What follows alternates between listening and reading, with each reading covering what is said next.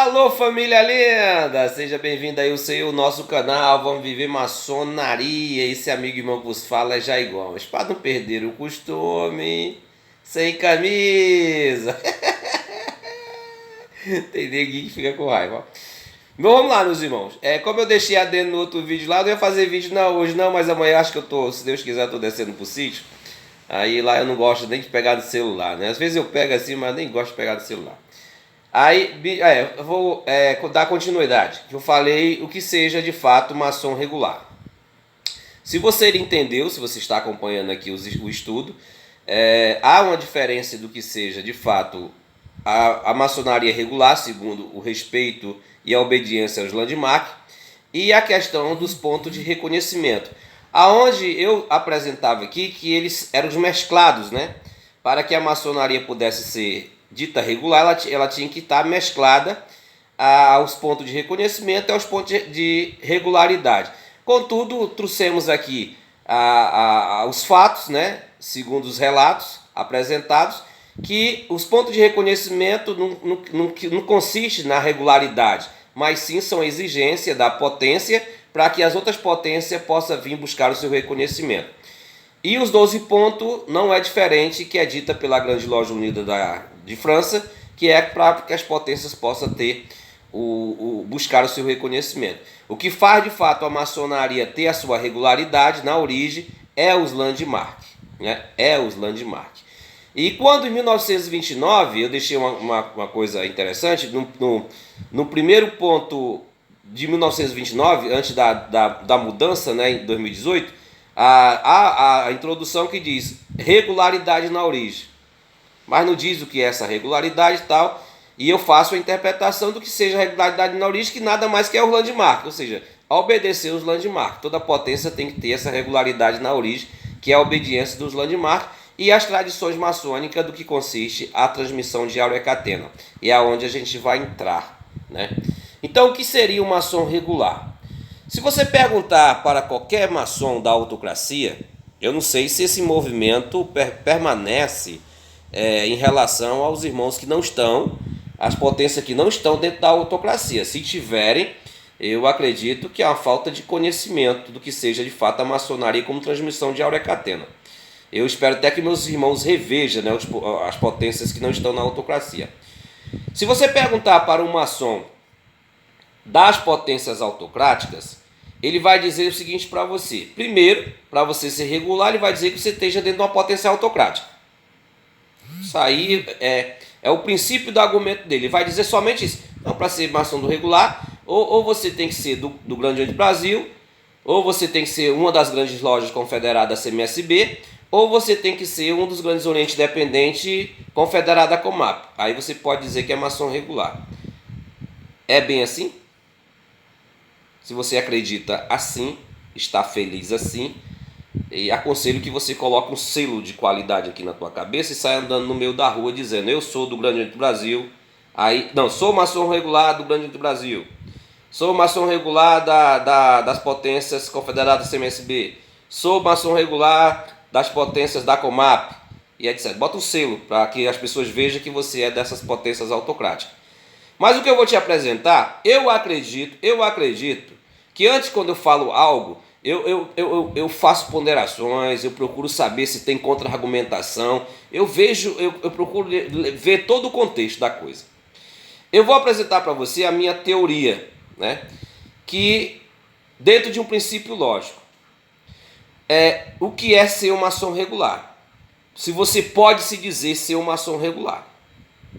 De fato, não estou falando o ponto que eu vou também dizer o que consiste as potências maçônicas autocráticas. Eu vou me deter no que consiste a regularidade primeiro do maçom.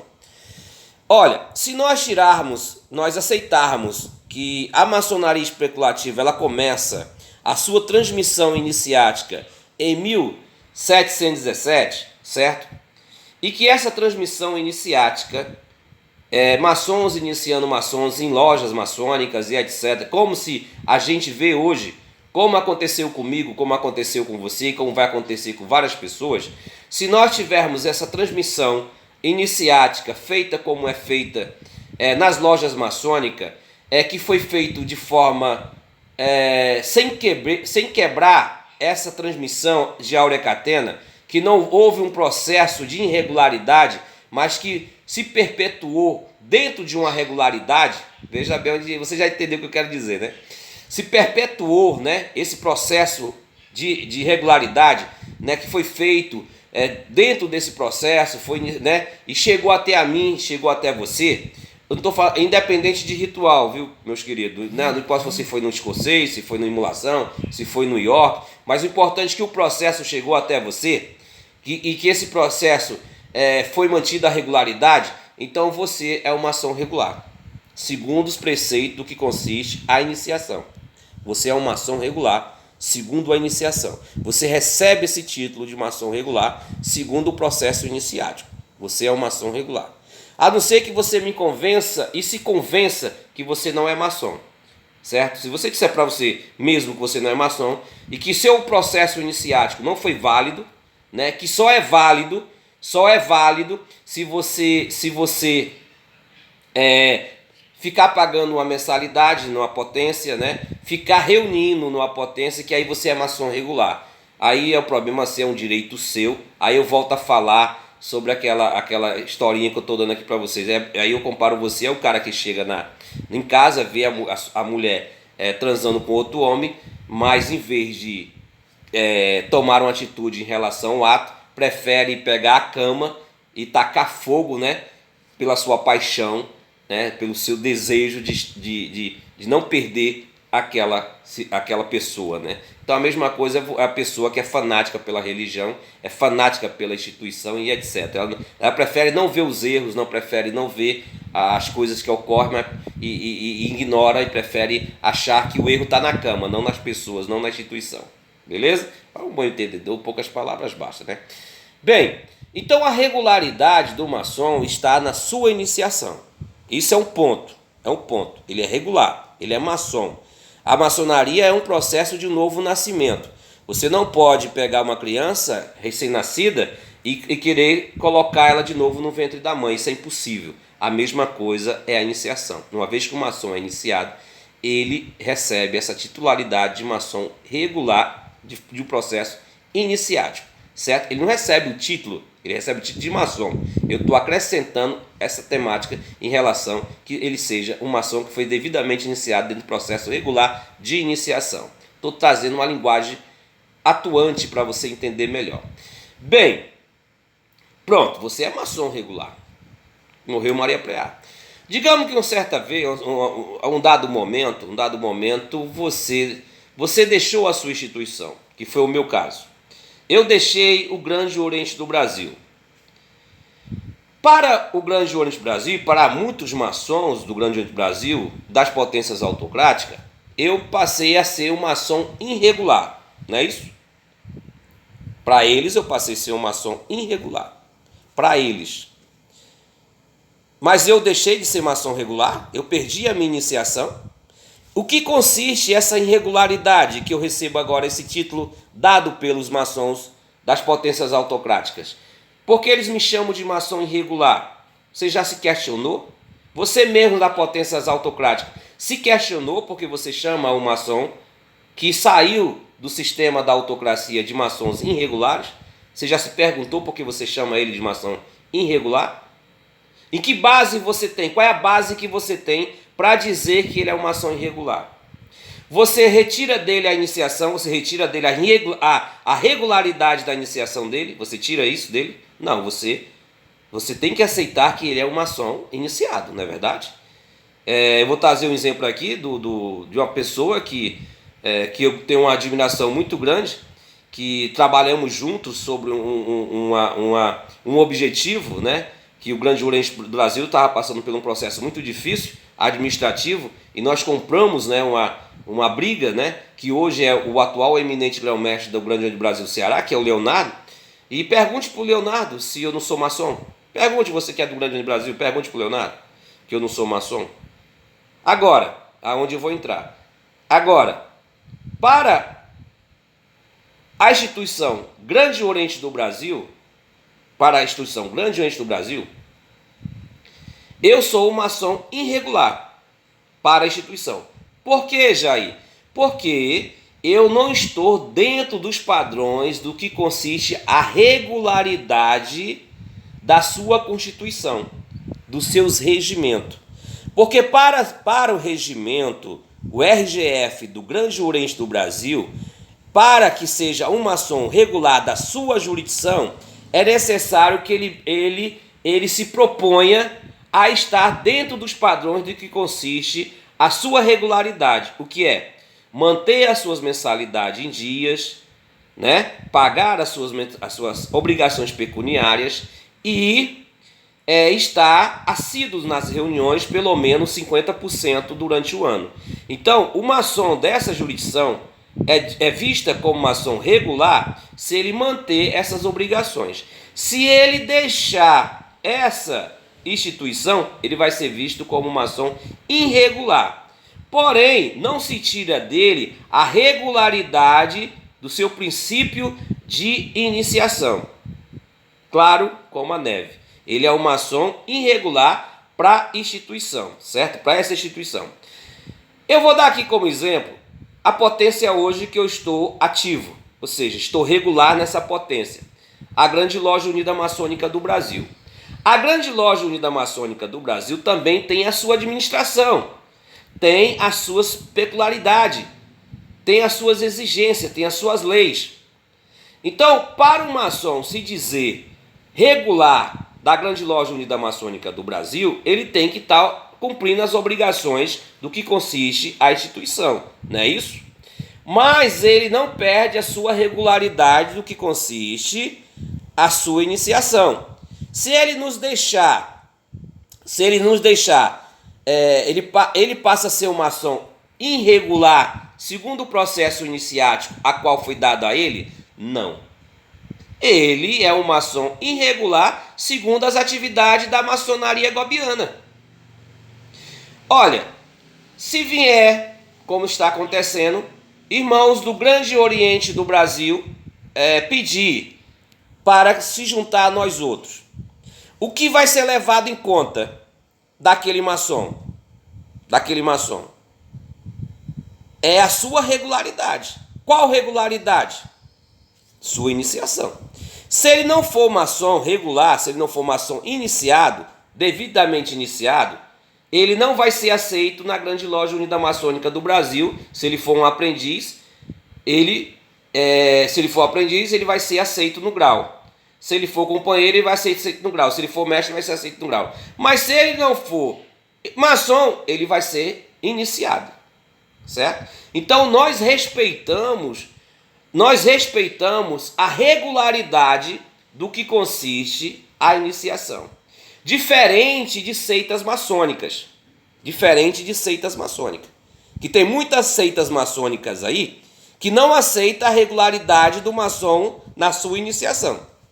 Querem reiniciar a pessoa novamente. Querem meter no útero da mulher a criança recém-nascida. Então, para mim, isso aí é seita maçônica, não é maçonaria. Está fora do que consiste a regularidade na origem. Reiniciação não existe. Toda potência que reiniciar um maçom que foi devidamente iniciado em uma loja regular, para mim, se ele se reiniciar, não é maçonaria, é uma seita. Usa o nome de maçonaria, mas é uma seita. Então, se agora entendemos, meus irmãos, que seja maçom regular, que é regular na origem, vamos entender o que seja uma loja regular, ok? Vamos entender o que seja uma loja regular. Olha, respeitando a soberania administrativa de cada potência tem a sua forma administrativa de lidar com a sua jurisdição. Não é assim? Segundo o que se apresenta o quinto ponto de reconhecimento da Grande Loja Unida da Inglaterra, se uma potência queira buscar o reconhecimento da Grande Loja, ela tem que ser soberana sobre a sua jurisdição, sobre os graus simbólicos, e não diz assim o 17º landmark, não precisava nem ficar citando o quinto ponto, basta citar o 17º landmark, que a potência ela tem a soberania administrativa sobre a jurisdição. Por isso que eu digo para vocês que o pilar da maçonaria regular é o landmark. Os pontos de reconhecimento são pontos que as potências o traz para fazer tratado de mútuo reconhecimento. Bem, o que aconteceu? Aí eu vou ter que trazer a história da Guerreiros da Luz da Liberdade. O que aconteceu? Maçons, né? Maçons devidamente regulares na sua iniciação, né? Na sua iniciação, decidiram fundar uma loja maçônica. Eles tinham duas opções. Fundar uma loja maçônica seguindo os padrões do que consiste a universalidade da maçonaria, ou fundar uma loja maçônica segundo os auspícios de uma potência maçônica, certo? Segundo o auspício de uma potência maçônica. Para que fundasse uma loja segundo os auspícios de uma potência maçônica, você teria que seguir os padrões da regularidade daquela potência, obedecendo o 17º Landmark, certo? Aí quem ia editar as regras de fundação da loja, seria a potência, a qual você estaria fundando a loja sobre os auspícios da mesma. Isso é praxe de todas as potências. Mas no caso de uma potência independente, eu chamo aqui a sua atenção mesmo. Você que é maçom regular, você que foi devidamente iniciado, você que está inativo e ama maçonaria e gosta de maçonaria, quer viver maçonaria, funde uma loja aí, meu irmão, dentro dos padrões que eu vou te apresentar. Pode fundar uma loja, pode fundar, que você não está cometendo nenhuma infração na maçonaria universal, não. Saia dessa matrix. Não defina a cama, não. Defina na cabra safada, digamos assim. Separe, dê um desquite, mande correio, etc. Entendeu? Vamos lá. Então, o que acontece? Que aconteceu conosco? A gente decidiu fundar uma loja sem os padrões da maçonaria das potências autocráticas. Me veio agora aqui na lembrança, meus irmãos, uma coisa muito interessante que houve na pandemia, né? Um dos nossos irmãos, nada mais do que o meu querido e amado irmão Jabinha, eu acho que ele vai lembrar, né, Jabinha? Me permita, Jabinha, eu tocar nesse assunto, certo? Não vai levar pro lado pessoal não, viu, meu irmão? E eu vou tocar com bastante carinho, aí você vai entender a temática, né, desse próprio vídeo. Na pandemia, a gente nesse processo, né, de querer fundar a loja, a gente ainda nas lojas, a gente estava na Caça Serrana, Maraguapense, 133, e a gente, né, já conversando e tal, vamos fundar uma loja, né, tal, e conversando, né. Aí eu falei pro Jarbinha, não, Jarbinha, nós só pode fundar uma loja, cara, com 7 mestres maçom. Com 7 mestres maçom, cara. Essa é a temática, né? Só que, olha só o que é interessante, cara. Olha só o que é interessante. Essa é a temática da grande loja, do Grande Oriente Brasil. Não é a temática da universalidade da maçonaria, como eu apresentei no vídeo, né? Como eu venho estudando, E, naquela época, o Jarbinha que teve a luz. O Jarbinha que teve a intuitividade. Ele chegou aqui um dia na pandemia, parece que os olhos dele iam sair do cérebro. Ele, meu irmão Jair, olha isso aqui, meu irmão, olha só isso aqui. Aí o que foi, Jarbinha? Trouxe até um ritual. 10º Landmark. Ele me apresenta o 10º Landmark. Meu irmão Jair tá aqui, ó. Uma loja maçônica, ela é feita de 3 mestres maçom. 3 mestres maçom. Segundo o Landmark.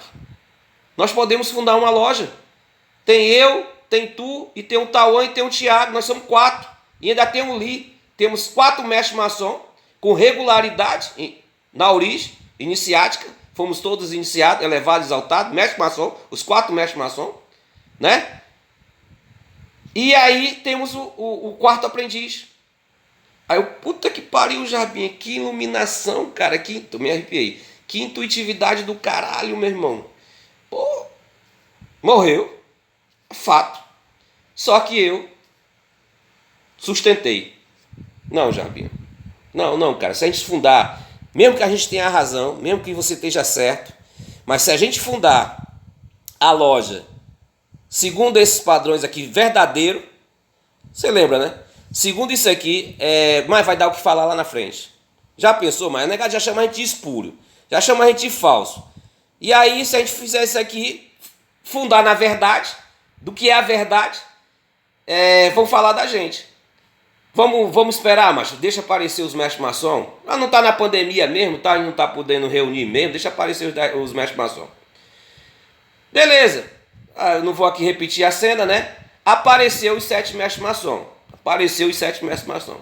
E em plena pandemia, no dia 9 de janeiro, né, de 2021, nós fundamos a Guerreiros da Luz e da Liberdade, com aquela mesma temática que foi falado. Né? Felizmente só pôde vir os 5 mestres presencial, os 2 aprendizes, os 2 mestres não puderam vir, mas se nós tivéssemos sustentado a ideia do nosso irmão Jarbinha, se de fato nós tivéssemos colocado em prática a verdade da maçonaria universal, que nós poderíamos fundar uma loja com pelo menos 3 mestres maçom,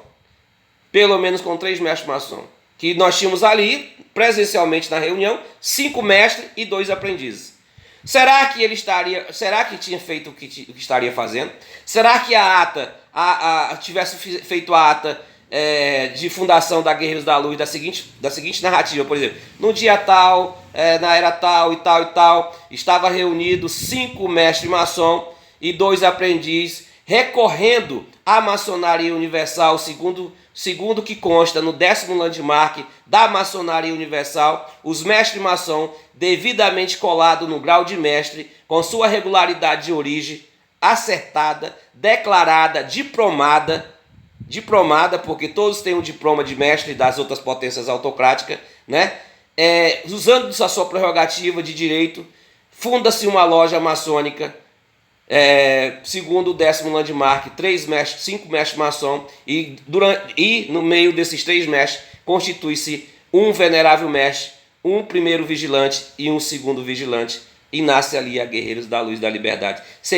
Será que estaria dando o que falar se nós tivéssemos fundado dessa forma, segundo a própria intuitividade interpretativa que teve nosso irmão Jarbinha? Será que ele estava falando que nosso princípio de fundação foi irregular e falso, se nós tivéssemos feito a ata nessa redação? É legal, né? E estava com a verdade, o irmão estava com a verdade. Eu fui, digamos assim, irrepreensível. Eu quis fundar a loja com 7 mestres maçom.